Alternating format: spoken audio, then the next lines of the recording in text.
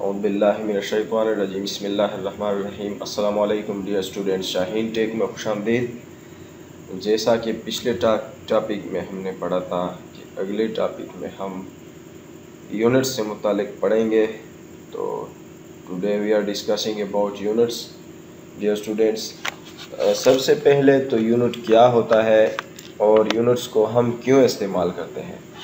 Units दरअसल पैमाइश की इकाई होती है जिसके ज़रिए हम ज़मीन की पैमाइश करते हैं। और यूनिट्स तीन किस्म के होते हैं।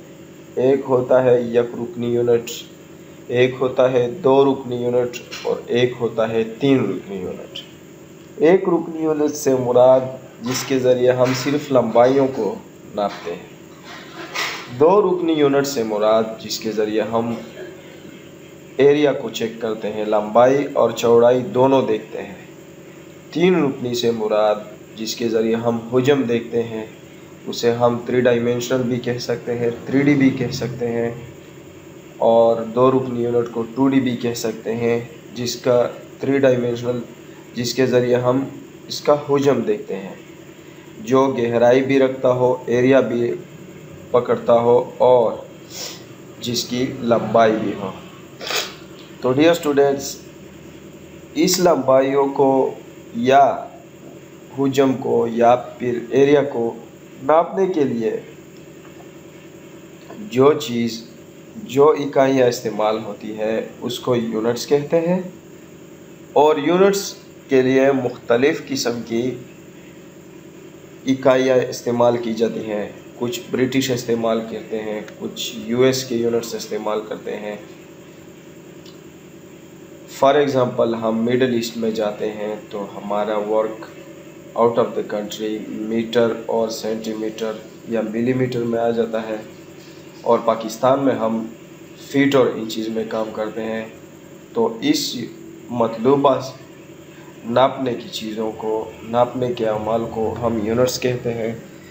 और जैसे ही हम ऑटोकैड में अपने नक्शा वगैरह बनाने के लिए यूनिट्स को अगर सेट करते हैं तो हमारा काम एक्यूरेट होगा। अगर हमारे यूनिट्स सही नहीं होंगे तो हमारा ऑटोकैड एक्यूरेट काम नहीं करेगा। तो आइए डियर स्टूडेंट्स, देखते हैं कि हम यूनिट्स को किस तरह से चेंज करते हैं और डायमेंशन के यूनिट्स को हम किस तरह चेंज करते हैं। क्योंकि अगर हम ऑटोकैड के यूनिट्स को सेट कर लें और हमारे डायमेंशन के यूनिट्स को सेट हमने नहीं किया हो तो डियर स्टूडेंट्स, हमारी डायमेंशन तो लग जाएगी, लेकिन हमारी डायमेंशन का जो टेक्स्ट होगा वो हमें गलत रीडिंग देगा। तो इस वजह से हमें डायमेंशन का भी यूनिट सेट करते हैं। डियर स्टूडेंट्स, आइए देखते हैं। सबसे पहले यूनिट्स के चेंज करने के लिए मैं ऑटोकैड एप्लीकेशन के बटन को क्लिक करता हूं और ड्राइंग यूटिलिटीज़ में आता हूं। ड्राइंग यूटिलिटीज़ में हम यूनिट्स पर क्लिक करते हैं और ड्राइंग यूनिट्स में जैसे ही ड्राइंग यूनिट्स का डायलॉग बॉक्स आता है तो टाइप में हम इंजीनियरिंग को सेलेक्ट करते हैं। प्रिसिशन में हम 0 फीट 0 इंचज़, यानी लेंथ का जो टाइप है वो इंजीनियरिंग भी हम सेलेक्ट कर सकते हैं, आर्किटेक्चरल भी हम इस्तेमाल कर सकते हैं। अगर हम इंजीनियरिंग यूनिट्स फीट इंचज़ में काम कर रहे हैं, अगर हम मीटर्स में काम कर रहे हैं तो हम डेसिमल को सेलेक्ट करेंगे। डियर स्टूडेंट्स, ये जहन नशीन कीजिएगा कि अगर आप इंजीनियरिंग या आर्किटेक्चरल में काम कर रहे हैं तो हम फीट इंचज़ में काम कर रहे हैं, डेसिमल को हम मीटर्स की पैमाइश में सेलेक्ट करते हैं, प्रिसिशन हम 0 फीट 0 इंचज़ सेलेक्ट करते हैं, और एंगल के टाइप इंटरसेक्शन का जो स्केल है वो अगर हमने फीट इंचज़ सेलेक्ट किए हैं तो हम इंचज़ को सेलेक्ट करेंगे। अगर हमारा लेंथ का टाइप डेसिमल में है तो हम अपने इंटरसेक्शन की स्केल को मिलीमीटर या सेंटीमीटर में सेट करेंगे, और एंगल के टाइप को हम, और हमारी एंगल के जो यूनिट है वो डियर स्टूडेंट्स हम डिग्री मिनट सेकंड में सेलेक्ट करते हैं। हम ग्रेड्स में भी अपने यूनिट्स को सेट कर सकते हैं। हम रेडियंस में भी सेलेक्ट कर सकते हैं। तो डियर स्टूडेंट्स, मैं बात कर रहा था कि एंगल के यूनिट को हम डेसिमल डिग्रीज, अगर हमारे यूनिट्स डेसिमल में हैं तो डेसिमल डिग्रीज में भी सेट कर सकते हैं, डिग्री मिनट सेकंड्स में भी सेट कर सकते हैं, ग्रेड्स में भी सेट कर सकते हैं, रेडियंस यानी रेडियस के थ्रू भी सेट कर सकते हैं, और सर्वेयर के यूनिट्स पर भी सेट कर सकते हैं। लिहाजा हम डिग्री मिनट सेकंड से अपने एंगल के टाइप को सेलेक्ट करते हैं। प्रिसिशन हम 0D00 सेलेक्ट करते हैं, यानी 0 डिग्रीज 0 मिनट्स और 0 सेकंड्स पर।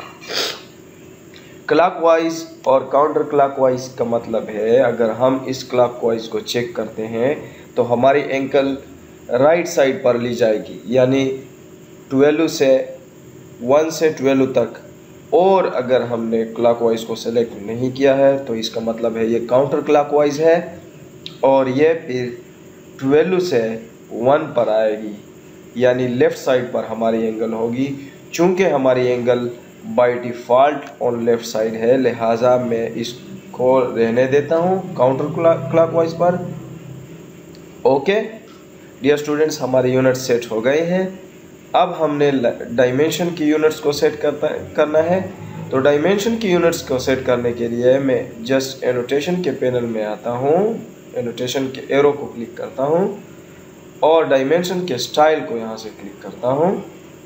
डायमेंशन स्टाइल में मॉडिफाई पर क्लिक करें, मॉडिफाई में प्राइमरी यूनिट्स, और यूनिट्स में फिर वही यूनिट फॉर्मेट में हम इंजीनियरिंग को सेलेक्ट करेंगे।